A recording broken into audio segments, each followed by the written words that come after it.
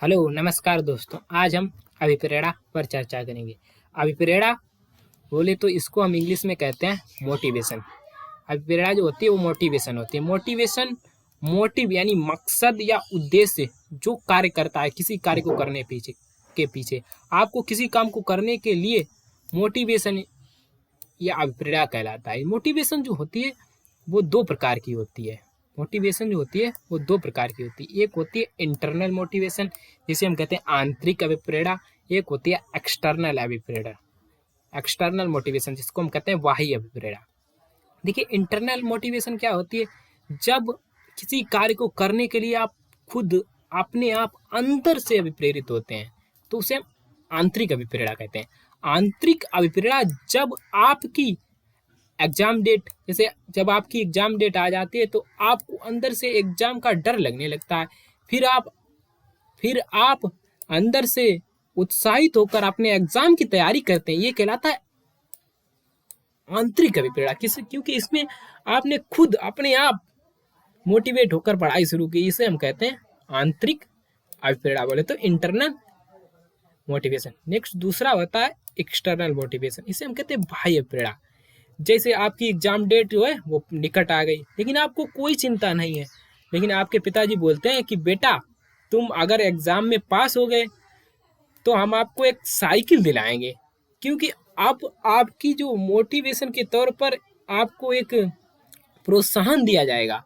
तो इसे, क्योंकि ये जो एक प्रोत्साहन बोले तो साइकिल है जो आपको एक मोटिवेटेड की तरह कार्य करती है, इसीलिए हम कहते इसे बाह्य प्रेरणा कहते हैं। बाह्य प्रेरणा जो होती है किसी वस्तु को, किसी पुरस्कार को देकर प्रेरित किया जाता है, जैसे बाहरी अभिप्रेरणा, इसे एक्सटर्नल मोटिवेशन कहते हैं। नेक्स्ट आता है अभिप्रेरणा के स्रोत के आधार पर, on the basis of source. Source के आधार पर अभिप्रेरणा जो होती है वो दो प्रकार से होती है। पहली होती है एक्सटर्नल मोटिवेशन, बोले तो बाहरी अभिप्रेरणा। जब हम किसी के कहने से उत्साहित होकर कार्य करते हैं तो उसे हम कहते हैं बाहरी अभिप्रेरणा। जैसे आपके पिताजी ने कहा कि बेटा अगर तुम इस एग्जाम में पास हो गए तो मैं आपको एक नया लैपटॉप दूंगा, तो ये क्या है, बाहरी अभिप्रेरणा है। क्योंकि इसमें जो है आपकी अभिप्रेरणा का स्रोत बाहरी है, यानी एक लैपटॉप है जो आपको एग्जाम क्रॉस होने पर दिया जाएगा, यानी इसे हम कहते हैं एक्सटर्नल मोटिवेशन। वह अभिप्रेरणा जब किसी बाहरी स्रोत से प्रभाव में होती है उसे हम कहते हैं एक्सटर्नल मोटिवेशन। नेक्स्ट दूसरी आती है, इसे हम कहते हैं इंटरनल रिवार्ड्स, यानी जो आंतरिक आत्म संतुष्टि के लिए कोई कार्य करते हैं। जब हम अपने मन से हतोत्साहित होकर कार्य करते हैं और अपने आप को रिवार्ड देते हैं तो यह आंतरिक इनाम कहलाता है। जैसे हमने अपना एक लक्ष्य बनाया,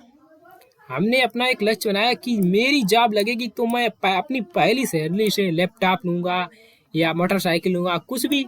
ये हमारा क्या है, ये हमारी आंतरिक अभिप्रेरणा है।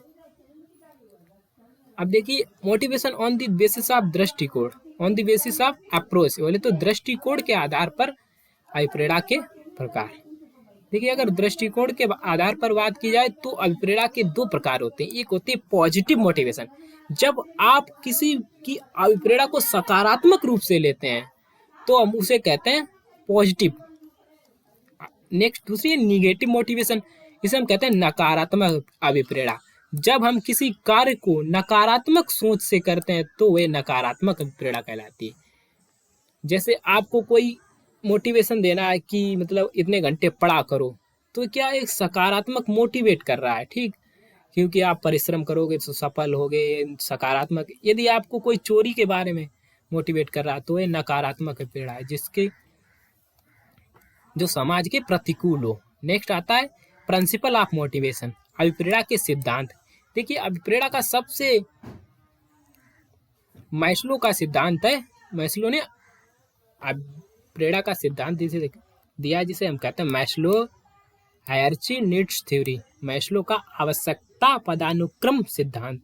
इसे हम कहते हैं सेल्फ थ्योरी, बोले तो आत्म सिद्धि का सिद्धांत। इस सिद्धांत का प्रतिपादन 1917 में अब्राहम मैस्लो ने किया था।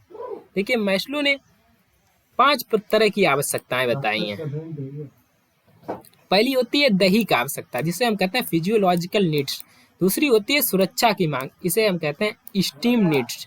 नेक्स्ट तीसरी होती है आत्मीयता की आवश्यकता, जिसे हम कहते हैं बिलोंगिंग्स नीड्स। नेक्स्ट 4 होती है सम्मान की, जिसे हम कहते हैं सेफ्टी नीड्स। 5th होती है आत्म सिद्धि की आवश्यकता, जिसे हम कहते हैं सेल्फ एक्चुअलाइजेशन। देखिए दैहिक आवश्यकता, कोई भी इंसान है सबसे पहले वो अपने शरीर की सही यानी दैहिक आवश्यकता होगी, फिर उसके बाद जब उसके शरीर की सुरक्षा हो जाएगी उसके बाद वो अपनी सुरक्षा की मांग करेगा, फिर उसकी कुछ आत्मीयता आवश्यकताएं होंगी जैसे रोटी कपड़ा मकान, फिर उसके बाद ये जब हो जाएगा तब उसको सम्मान, वो अपने सम्मान में कुछ करेगा, जब उसके बाद सम्मान सुरक्षा,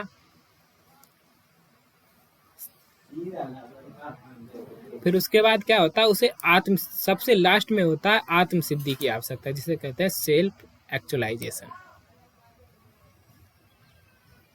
देखिए दैहिक का मतलब क्या होता है, यानी हमारी शारीरिक जरूरतें जैसे भूख प्यास सोना सेक्स, ये हमारी सारी शारीरिक जरूरतों में अंतर्गत आता है। उसके बाद नेक्स्ट आती है सुरक्षा की मांग। सुरक्षा की मांग में आते हैं जैसे शारीरिक हो गया, नौकरी संसाधन स्वास्थ्य प्रॉपर्टी, जितनी भी जरूरतें हैं वो हमारी सब सुरक्षा में आती है, हमने प्रॉपर्टी और सब अर्जित करते हैं। उसके बाद तीसरे नंबर पर आती है जिसे आत्मीयता की आवश्यकता, से बोलते हैं तदात्मिक या संबंध। इसमें क्या आते हैं दोस्त हो गए, परिवार हो गए, जीवन साथी हो गए, ये सब हमें मिल गया। उसके बाद 4th नंबर पर आता है सम्मान, इसको कहते हैं आत्म सम्मान।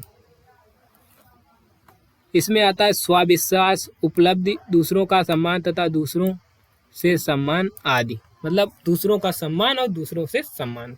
सबसे लास्ट 5 होता है जिसे बोलते हैं आत्म सिद्धि की आवश्यकता, इसे हम बोलते हैं स्वप्रत्यक्षीकरण भी बोल सकते हैं।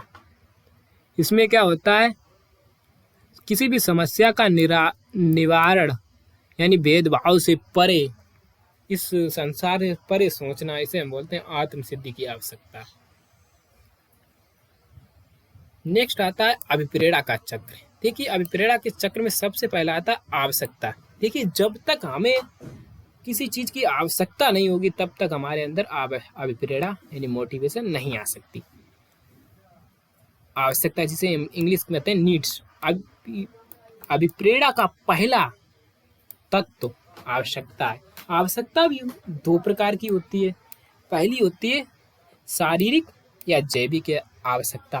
देखिए शारीरिक या जैविक आवश्यकता, इसमें भोजन पानी काम नींद और मलमूत्र त्याग आते हैं। शारीरिक आवश्यकता है जैविक में भोजन करना हो गया, पानी नींद करना, ये सब शारीरिक। उसके बाद नेक्स्ट दूसरी होती है सामाजिक या मनोवैज्ञानिक आवश्यकता। इसमें समाज या मनोविज्ञान से संबंधित आवश्यकताएं आती हैं। नेक्स्ट दूसरा होता है, सेकंड नंबर है चालक या अंतर्निहित, जिसे हम प्ररोध बोलते हैं। चालक भी होते हैं यानी जो तत्व हमारे आंतरिक रूप से चलाने के लिए कार्य करते हैं, अर्थात जो हमें आंतरिक रूप से काम करने के लिए प्रेरित करते हैं। जैसे आंतरिक कारक जैसे भूख प्यास, ये सारे क्या है, ये चालक के अंतर्गत आते हैं, इसे हम अंतर्नोद या प्ररोध भी बोलते हैं। नेक्स्ट होता है उद्दीपन या प्रोत्साहन, इसे हम बोलते हैं इंसेंटिव। जो तत्व आपके चालक को संतुष्ट करते हैं वे उद्दीपन या प्रोत्साहन कहलाते हैं। थैंक यू गाइस, आज के लिए इतना ही। मिलते हैं अगले वीडियो में। यदि आपको हमारा ये वीडियो अच्छा लगा तो हमारे चैनल को सब्सक्राइब करें और वीडियो को अपने दोस्तों में शेयर करें। जय हिंद जय भारत।